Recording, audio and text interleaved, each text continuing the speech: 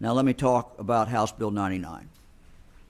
We're also going to significantly expand the work of our Ohio School Safety Center.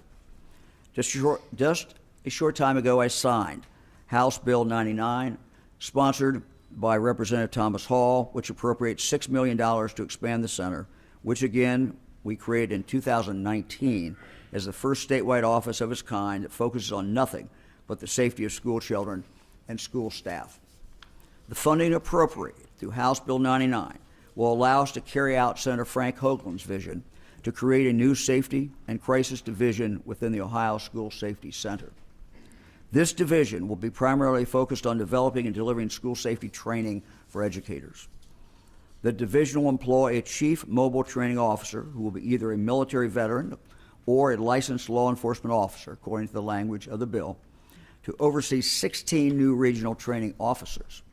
These regional training officers will focus on emergency management training in the Ohio Department of Education's 16 already established school safety support team regions.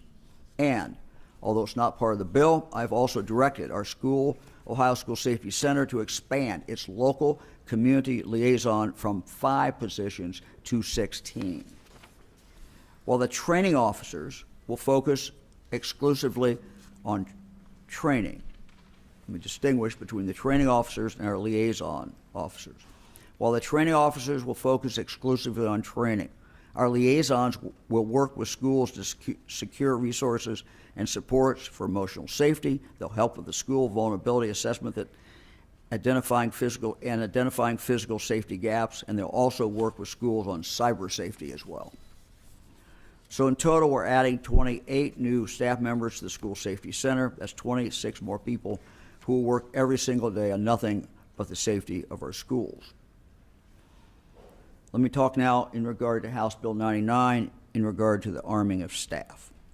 And to do that, we need to go back and talk about a little history. House Bill 99, as you know, also addresses the option, and it is an option, of arming school staff. Although this bill was in development well before the recent tragedy in Texas, that heartbreaking school shooting certainly increased the urgency to enact it. Since many Ohioans learned of House Bill 99 in the wake of the Texas shooting, I think it is important to detail the history on this issue. Over the past decades, Ohio law has detailed who may carry a weapon into a school safety zone. Ohio law has permitted 3 general categories of individuals to be armed in school, all of whom are employed to protect students and teachers. They are as follows: law enforcement officers in the scope of their duties, number 1. Number 2, security officers employed by the local school board for that school. And 3, and I quote, any other person who has written authorization from the Board of Education or governing body of a school to convey deadly weapons. Again, any other person who has written authorization from the Board of Education or governing body of a school to convey deadly weapons, end of quote.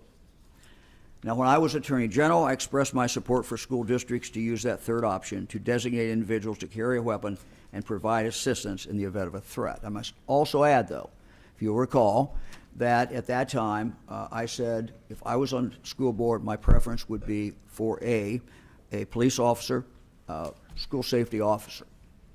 That was my personal opinion, and I expressed it at that time, and I still follow that. I suggested at that time that schools look at former law enforcement officers or military veterans, or to have a staff member properly qualified so that someone with significant training would fill this role. While the law at the time, our understanding of the law, did not address training for this third category of individuals, I advocated that a curriculum be developed so those responsible with securing our schools would have significant and relevant training in this area and would be prepared for potential threats. The ability of schools to authorize specific individuals to carry a firearm on school grounds remained the general understanding of the law in Ohio until last year, when a ruling by the Ohio Supreme Court basically made this option impractical for most schools. The Ohio Supreme Court ruled in a 4-3 decision in the majority's interpretation of the 2 Ohio statutes in this area. And let me just say, those statutes, and there was a potential conflict between the statutes. One could have read it that way. I interpreted it a different way. as the Attorney General, but it could have been read that way. And the Ohio Supreme Court, in a 4-3 decision, interpreted the law as follows. In the majority's interpretation of the two Ohio statutes in this case, in this area, a person authorized by a school board to carry a deadly weapon in a school had to have the minimum training of a peace officer, which would be more than 700 hours of peace officer basic training or 20 years of documented law enforcement experience. So therefore, beginning about a year ago, that really became what the law is in Ohio. This ruling had the effect of taking the training of new school board designees sort of off the table as a viable option for school safety, because the more than 700 hours of peace officer basic training is simply, I think most schools would find unrealistic for their teachers and other potential staff. Now let me just say that those 700 hours of training are intended to broadly train law enforcement. And the vast majority of that training is not really relevant to school safety directly. For example, those training hours include driving courses, patrolling in a police cruiser, stopping vehicles in traffic, investigating traffic crashes, operating a radar gun. Those all are not really directly impactful in regard to a school situation. Requiring all these courses to allow for teachers and staff to be designated to help keep schools safe just wouldn't work for most schools. Not only did we need legislation to make training reasonable and accessible to school staff, but we also needed legislation to ensure that training was not just significant, but relevant to school safety and potential active shooter threats. In fact, the Ohio Supreme Court, majority opinion, the 4-3 decision, acknowledged that the legislature could change the law in this area. And the legislature did respond with House Bill 99. We worked closely with the members of the legislature and other experts to carefully craft the law to ensure that anyone authorized to carry a gun on school property would have thorough school-specific training. Let me talk about that. But first, let me just say what this does not do. It does not require any school in the state of Ohio to arm teachers or their staff members. Schools are not required to do this. And we've also already seen schools that have made that decision not to do it. We've seen other schools that have made the decision to do it, and we've seen a lot of schools that have not announced anything. But there's no requirement to do that. Every school will make its own decision. And again, I would say that schools that have school safety officers in those schools and have done other things may very, very understandably make the decision that that is what they want to do, and they do not want to arm anyone else. What the bill does is essentially reverts back to the prior practice of allowing local school districts to make a local decision on whether or not they will permit certain school staff members to be armed on school ground. This is a local choice. It is not mandated by the legislature nor by the governor. Each school board will determine what is best for their students, their staff, and their community. It's important to note that before the Supreme Court ruling, Ohio law was not understood generally to require any safety training for school board designated employees to carry a gun. You remember, go back, there was a distinction on those two statutes between those who had to have the full training, and those were people who were functioning in the school as a school safety officer. They had to have that full training. People who were not functioning primarily as a school safety officer did not have to have that training. Now, if a district chooses to arm staff members, the bill mandates up to 24 hours. The legislature said up to 24 hours of school-specific training for these individuals. This training will be focused training specifically tailored to those working in schools. This training will be carried out regionally by the new Safety and Crisis Division training officers we're now able to employ because of House Bill 99. This bill leaves it up to the Ohio School Safety Center to develop the training curriculum and determine how many of those 24 hours to require.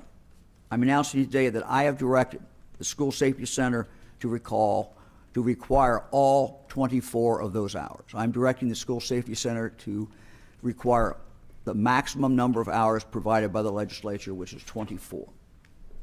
To name just a few topics, The bill requires our training officers to focus on de-escalation, crisis intervention, first aid, psychology of critical incidents, and it will include essential scenario-based training. Let me say this, scenario-based training is important, and it's something that I have emphasized in training for many, many years. It's important that we expand that.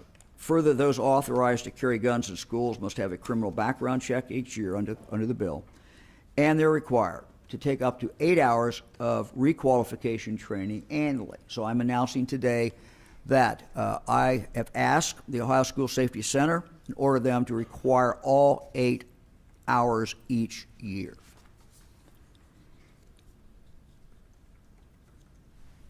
The training developed by the School Safety Center will be comprehensive. It will be quality training.